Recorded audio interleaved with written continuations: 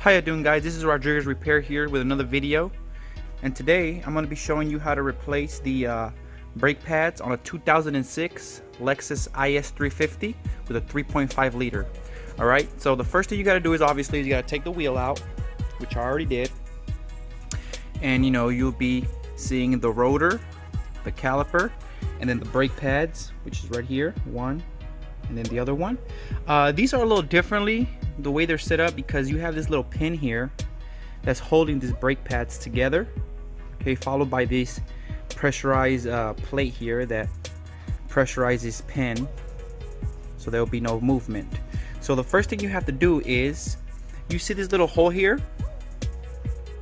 That's where the pin goes into. What you need is either a punch or you need a screwdriver thin enough to where you can place inside, and then you're going to give it some hits with a hammer until this pin here goes all the way out on this side, and that way you can expose the brake pads. And this little plate here, you can take it off, and then you'll be able to slide the brake pads out, and then we'll be on our way to take the calipers out. So just get a punch here, give it a couple hits with a hammer until it comes out, take the plate out, the pads out, and then we'll go on the next step. Okay guys, as you can see, I used my punch to give this pin out a hit. However, my punch ended up stopping here because it wasn't long enough, but if that happens, that's okay. You can just push this little plate, you see, you can push it and then take the pin out, because once you push it, you're going to depressurize the pin, and then you can take the pin out with your hand on this side. I can't really show you because I have the camera on one hand, but that's an easier way to do it if you don't have a punch long enough to take that pin out. All right, okay guys, as you can see, the pin has been removed. Put it over here. Make sure you keep those because you might have to reuse them if the brake pads don't come with the new hardware. So now you should be able to take the brake pads out, slide them out. If not, they might still be pressurized by the caliper. This is a 4-piston caliper. You have 1, 2, 3, 4. Okay, so if they don't slide easily, okay, you're gonna have to either put a flathead, slide it up either in here or on this side, being very careful not to damage the piston or scratch the rotor. But you need to basically depressurize the caliper by pushing the caliper piston in either on this side or on this side, or maybe both, so you can be able to slide that brake pad out. So as you can see, I'm trying to take it out with my hand and I can't yet. So yeah, I'm gonna have to depressurize those calipers by pushing the pistons inside.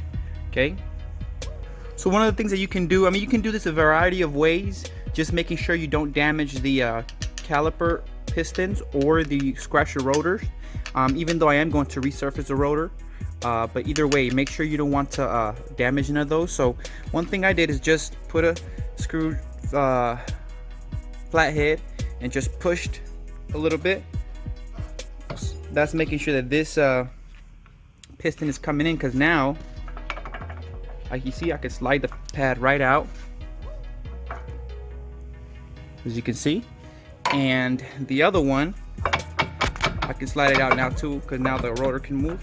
So slide it out as well, and now you have both pads removed. Okay guys, as you can see, the pads has been removed. Now what you're going to need to do is go behind the caliper, and there's going to be 2 bolts, that one and that one. You're going to need to take those out. Okay, that's going to loosen up the caliper, and then you can take the caliper out and then take the rotor out. Okay, so that's what we're gonna do next. Make sure you loosen them up with a hand ratchet first, because they are pretty tight. But once you loosen them, as I did, then you can sorry, wrong one. You could take them out with an electric ratchet.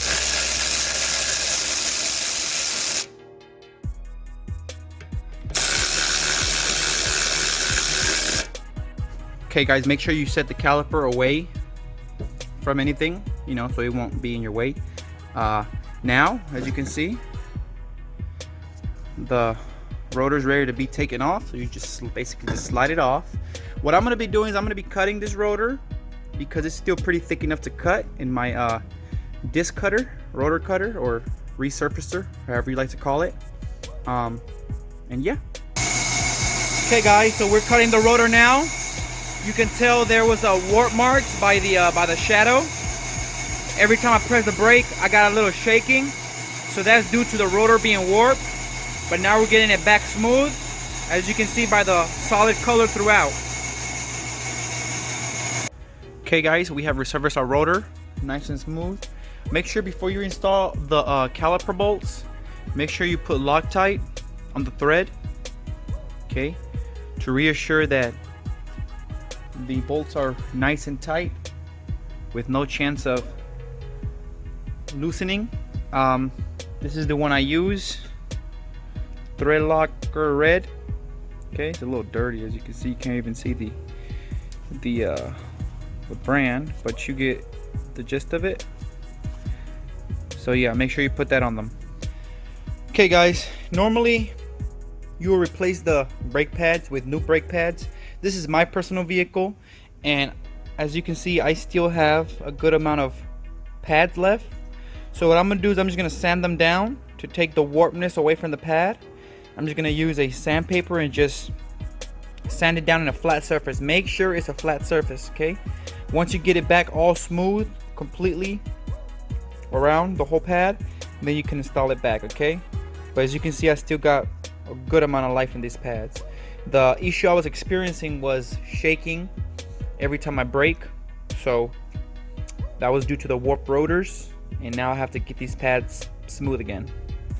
Okay guys, I just want to show you the difference between the pads. This is the one I sanded down, got it back smooth. This is the previous one. As you can see, all the marks the rotor made on it. So make sure you sand them down to them to be basically smooth, like if you were to get them brand new. Ready? Okay guys, I was able to get my pads inside. Alright, if you're gonna replace this with new pads, which obviously you should, I just didn't because mine still had life in it. I just needed to resurface the rotors. You're gonna need to push in the pistons probably a little more. What you can do is do one side. Once you get the pistons in on one side, you install the pad on one side, and then use that pad as leverage when you put your Phillips, your flathead in the other side to push the other two in, okay? Then that'll let you use this pad as leverage so that these can go in while this is being pushed, if that makes any sense. And then you can install the other pad. Okay, so once we do that, we put the pin back in, hammer it in place.